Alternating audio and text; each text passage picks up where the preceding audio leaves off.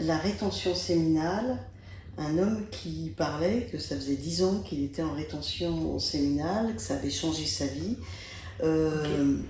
Et il n'y a pas que des mauvaises choses, mais il y a des choses vraiment fausses. Alors, donc je voudrais en parler. Donc rétention séminale, c'est la non-éjaculation. C'est-à-dire que tu vas normalement surfer sur la crête du plaisir sans jamais éjaculer. Ou éjaculer quand tu as décidé d'éjaculer. Mais là, apparemment, il a décidé de ne pas éjaculer. Ça fait 10 ans qu'il n'éjacule pas. C'est ça. Le tout, c'est de savoir s'il vit ça avec frustration et plaisir, s'il y a de la force pour se forcer à ne pas éjaculer. Je dirais que pour lui, c'est extraordinaire parce que il est plus épuisé. Et ça, c'est vrai que l'homme est épuisé juste après, mais c'est parce qu'il a eu aussi un shoot d'hormones, d'ocytocine, dopamine, de sérotonine qui fait qu'il est bien. Et du coup, il dort et il récupère plus vite pour pouvoir procréer nouveau. Donc, mais en tous les cas, il y a aussi, c'est tellement addictif que certains hommes passent beaucoup de temps quand même sur leur pénis et malheureusement deviennent addicts un peu et à force d'avoir des éjaculations. Cet homme explique que jusqu'à maintenant, enfin, pourquoi il a choisi de faire de la rétention, parce que il commençait à être accro. Et il avait l'impression... Accro à quoi? Accro à la masturbation. Et à l'éjaculation. Et à l'éjaculation. Et qu'il commençait à être amolli, ne faisant rien chez lui, ne créant rien dans sa vie. Et effectivement, il y a quand même quelque chose qui est vrai là-dedans, c'est que s'il y a trop d'éjaculation, il y a la substance grise codée au niveau du thalamus. D'accord. Et c'est 100% réversible quand on arrête trop d'éjaculation.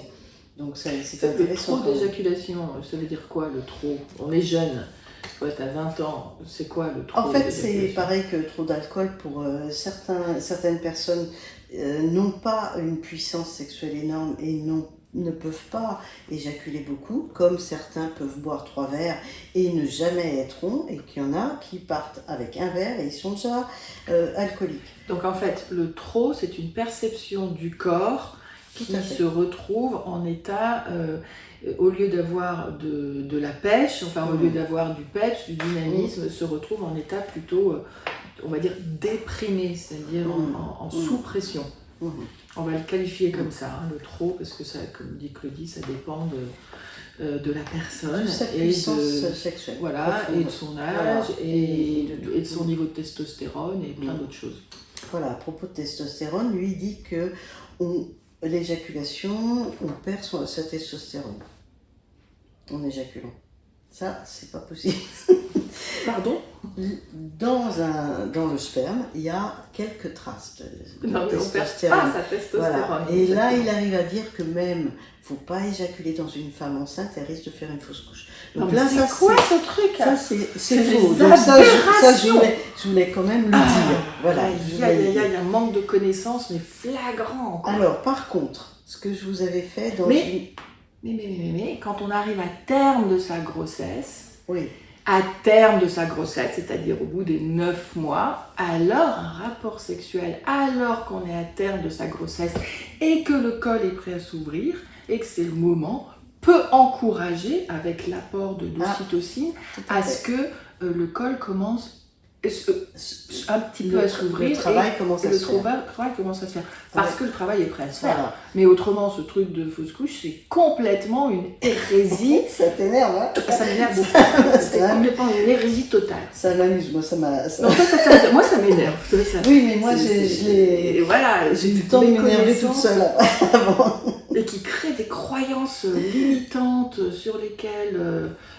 du coup, on peut plus se toucher et c'est pas possible. Et si une femme a des envies, eh bien non, on va pas répondre à cette envie parce que tu vas mettre en danger le bébé, qui est faux. Donc du coup, on va même pas avoir un orgasme quand on est enceinte ou utiliser un sextoy. Ah non, évidemment, je veux dire, il y a un gros bouchon, un mucus qui est là pour empêcher que ça tombe et ça se débloque. J'aime bien que tu sois pas contente. Alors là, je n'étais vraiment pas contente que tu m'as précisé ça, c'est vraiment une grosse aberration. Bon, allez, vas-y, continue. Bon, il y a eu des études, j'ai fait une vidéo là-dessus, des études sur quand même 32 000 hommes pendant 18 ans, qui ont constaté quand même que quand il y a plus de 21 éjaculations par mois, il y a 22% de moins de cancer de la prostate. Donc c'est pas complètement nul d'éjaculer. Il y a après une méta-analyse qui est encore plus importante avec combien d'hommes? Ah oui, 55 000 hommes dans 9 pays avec 22 études. Et là, il semblerait que c'est 2 à 4 éjaculations par semaine qui permettent de diminuer le cancer de la prostate. En tous les cas, on sait que ça diminue aussi l'inflammation et les prostatites. Bah, donc, et comme les prostatites, s'il y a trop de prostatites et il y a eu trop d'IST par exemple, il y a un peu plus de risque de cancer de la prostate.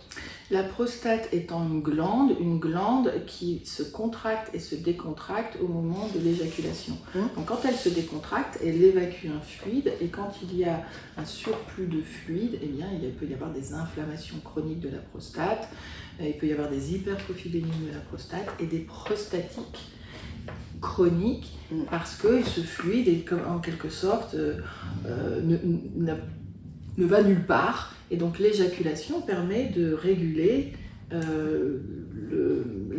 les canaux, permet d'avoir une prostate qui est en quelque sorte en bonne santé. Voilà, il y a une autre manière de réguler son énergie sexuelle et probablement son sperme, c'est en transmutant l'énergie sexuelle. Alors là, tu as besoin d'expliquer un peu plus. Là, c'est énorme. Il faut revoir les vidéos qu'on vient de faire à l'instant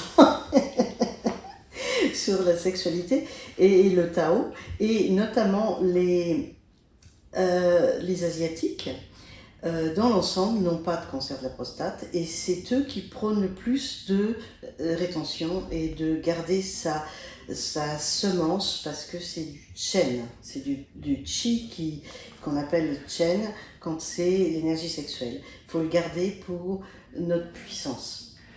Alors, c'est pas que ça, évidemment, c'est aussi une meilleure alimentation, puisqu'on sait que l'alimentation a un impact sur le début de cancer de la prostate. On sait aussi que l'obésité peut avoir un impact dessus. On sait aussi... Non, mais il y a très peu d'obèses dans ce pays. Donc, tu vois, donc en fait, par contre, les Asiatiques qui viennent vivre dans notre pays commencent à avoir quelques cancers de la prostate, alors qu'il n'y en a pas dans leur pays. C'est quand même assez intéressant de voir que c'est facile, c'est plus facile quand il n'y a pas de cancer de la prostate. Effectivement, il n'y a peut-être pas ce besoin de nettoyage. Oui. Et ce qui est aussi très très très important, c'est comment vous vivez votre rétention. C'est-à-dire si elle est vécue, rétention du sperme, si elle est vécue comme une contrainte, une nécessité et non pas comme une liberté et un choix, alors ça amène de la frustration, ça amène du stress et ça amène toutes sortes de choses un petit peu négatives pour vous et qui vont contrebalancer tous les bénéfices à retenir ou pas son éjaculation. Je veux dire, ce qui est nécessaire, c'est d'y mettre de la joie plutôt que de la contrainte et quelque chose qui va être vécu comme une frustration ou une dépendance. D'ailleurs, ceux que j'ai écoutés sur les réseaux sociaux n'étaient pas très très joyeux. C'est tout. Après, il y a tout ce qui est ce mouvement du FAP ou no-FAP, c'est-à-dire ne pas se masturber, donc ne pas avoir d'éjaculation, et pour être beaucoup plus efficace. Et là, eh bien, j'entends de tout et n'importe quoi, en particulier de jeunes hommes, c'est-à-dire moins de 30 ans, spécifiques coach ou coach sexuel, qui vont te dire des énormités pour que tu ne te masturbes pas, parce que ça serait contre-productif pour ta santé, ta créativité, ta productivité, etc., etc. Et que tu deviendras plus fort et plus un homme si tu t'abstiens, et donc qui prône l'abstinence sexuelle et l'abstinence de soi à soi. Et donc et pour avoir ces jeunes hommes aussi qui viennent à mon cabinet et qui ne savent plus quoi faire, qui ont une dose de culpabilité énorme parce qu'ils n'y arrivent pas, et ça c'est beaucoup plus voilà, et c'est beaucoup plus contre-productif que de se masturber avec de la joie. Et voilà, pendant que ça vibre. Bye. Au revoir.